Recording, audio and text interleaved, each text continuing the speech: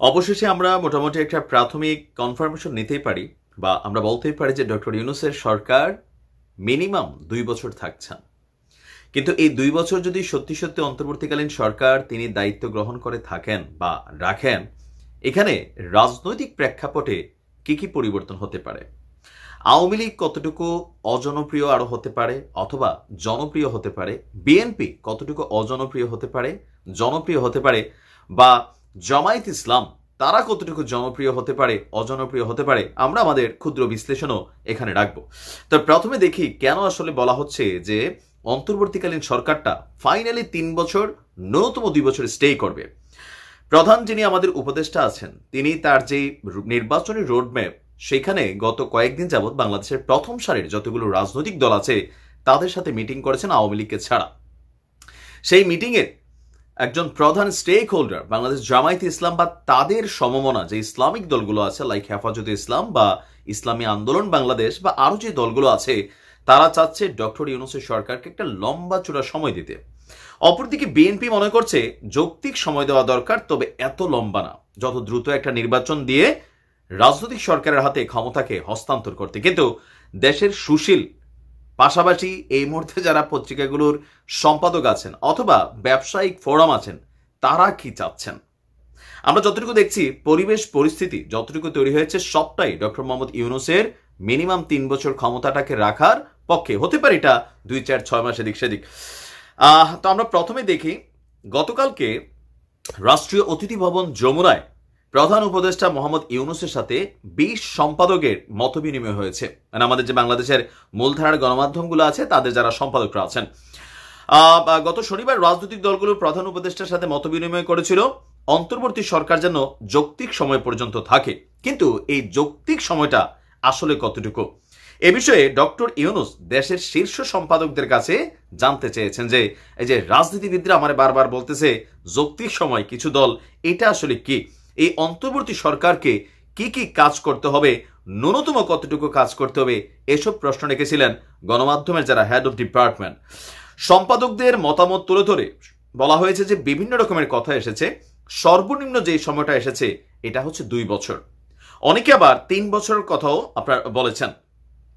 বলা হচ্ছে যে এই সরকারের মেয়াদ কতদিন হবে তা এখনো সুনির্দিষ্ট না হলেও ধরে নেওয়া হচ্ছে এটা 2 বছর থেকে 3 বছরের মধ্যেই যাচ্ছে। আর আপনার এই এজেন্ডার বাস্তবায়ন বা যে সকল কাজ অন্তর্বর্তী সরকার করবে সেই কাজটাই আসল নির্ধারণ করবে এই সরকারের মেয়াদটা কতদিন হতে যাচ্ছে। অনেক কথা এসেছে, সংবিধান সংশোধন, সংবিধানে নতুন করে লেখা, আইন কমিশন, সংবিধান কমিশন, মিডিয়া কমিশন, পুলিশের জন্য কমিশন, পুলিশকে কিভাবে আরো কার্যকরভাবে কাজে লাগানো যায়, নির্বাচন কমিশন সংস্কারের কথা, তো নানান ধরনের পরামর্শ এসেছে। ছাত্র জনতার অভ্যুত্থান দেশকে কল্যাণ রাষ্ট্রে পরিণত করতে বিরাট সুযোগ এনে দিয়েছে বলে ডক্টর ইউনূস মনে করছেন। তিনি বলছেন এটা একটা মস্ত বড় সুযোগ বাংলাদেশের জন্য, আমাদের সবার জন্য, রাষ্ট্রকে মেরামত করার জন্য, বাংলাদেশকে নতুন শিখরে নিয়ে যাওয়ার জন্য যা ছাত্র জনতার গণ অভ্যুত্থান আমাদেরকে দিয়েছে এই সুযোগটাকে কাজে লাগাতে হবে। তো অন্তর্বর্তী সরকারের দোষ ত্রুটি নিয়েও তিনি আপনার গণমাধ্যমকে বলেছেন যে আপনারা লিখবেন, প্রচুর লেখেন, আপনারা জানান, আমরা সরকার চালাতে গিয়ে যদি কোনো ভুল ত্রুটি করি, দোষ ত্রুটি করি, এগুলো নিয়ে আপনারা বলবেন এবং আমরা আপনাদের কাছ থেকে বারবার এই বিষয়গুলো শুনতে চাই এবং কি শুধরাতে চাই। প্রধান উপদেষ্টা বারবার বলেছেন গণমাধ্যমের স্বাধীনতা বিশ্বাস করেন এবং ভাইব্রেন্ট মিডিয়া দেখতে চান। মিডিয়াতে যেসব কালা কানুন আছে সেই কালা কানুনগুলো যাতে বাদ দেওয়া হয় সেটা নিয়েও আপনার এসেছে। এখন ধরেন এখানে বাংলাদেশের প্রথম সারির গণমাধ্যম প্রথম আলো যারাই আছেন তারা সবাই এখানে উপস্থিত ছিলেন। এখন 2-3 বছর হইলে আসলে এটাতে ফায়দাবান্দ কারা হবে? এটাতে স্পেসিফিকলি ফায়দাবান্দ হবে আপনার প্রথমে হচ্ছে জামায়াত ইসলাম।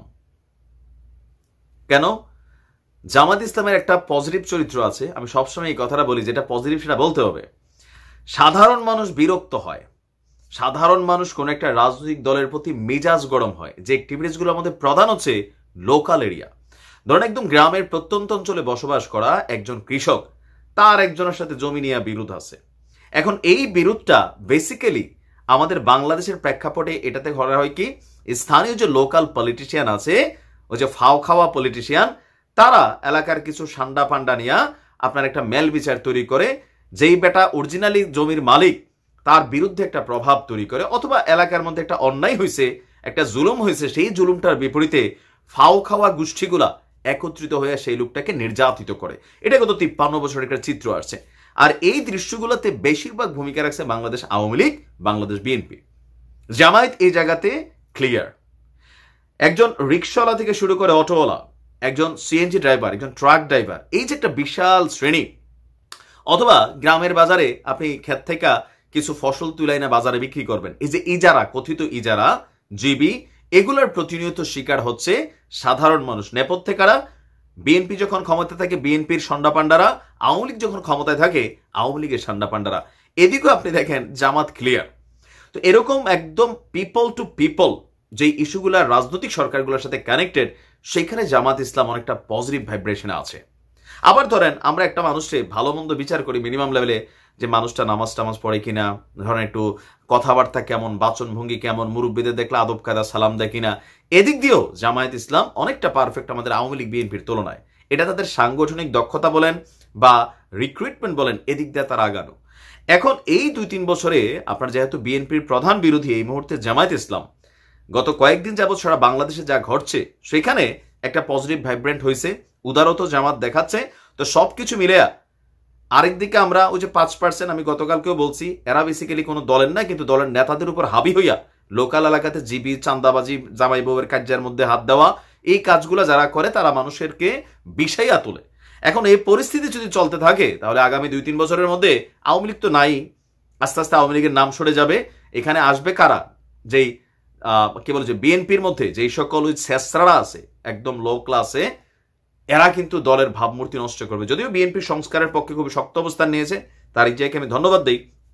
হাইকমান্ড বক্তব্য দিচ্ছে। আপনি দেখেন রিজভী সাহেব বলছে যে আওয়ামী লীগের যারা নিরপরাধ মানুষ তাদেরকে কিন্তু মামলা দিয়ে হয়রানি করা যাবে না, তাদেরকে এলাকায় ডিস্টার্ব করা যাবে না। কিন্তু লোয়ার ক্লাসের যে সকল নেতারা এলাকায় ফাও খাওয়া বিচি নেতা আছে তারা কিন্তু এগুলা মানে না, শোনে না, লোকাল থানাকে প্রভাবিত করে তারা নানান ঘটনা ঘটাচ্ছে।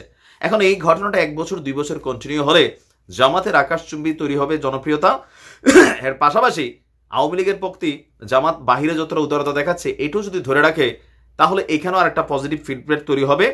ফাইনালি 2-2.5 বছর 3 বছর ডক্টর ইউনূস সাহেবের সরকার স্টে করলে দিন শেষে নির্বাচনের প্রভাব ফলাফল বদলে যেতে পারে। আর এটা যদি বদলানো রুখতে হয় তাহলে বিএনপিকে এতটা ভালো হতে হবে। কতটা ভালো? এলাকার ভিতরে ওই যে আমার এলাকায় তো আমি বলি 2-4টা আছে ফাও খাওয়া, পুরো বাজার আউলাই ফেলতেছে। তো এরকম ফাও খাওয়া লোকগুলারে কন্ট্রোল করতে হবে, যেটা কন্ট্রোল করতে আপনি না পারলে এটা বিএনপির জন্য বুমেরাং হবে। চোর, বদমাইশ, ডাকাত এদেরকে বাদ দিয়ে পরিচ্ছন্ন যারা রাজনীতি করে বিএনপির যারা নেতারা আছেন তাদেরকে নিয়ে আপনি এলাকাতে রাজনীতি গোছাতে হবে। কারণ যুগটা বদলাই গেছে। আওয়ামী লীগের পতন হয়েছে এই জায়গায়, এগুলো সাধারণ নির্বাচন না, মানুষ এগুলাকে ফোকাস করে। আর ডক্টর ইউনূসের সরকার আপনি ধরে রাখে নিশ্চিত আগামী 3 বছর থাকছে। ভালো থাকুন।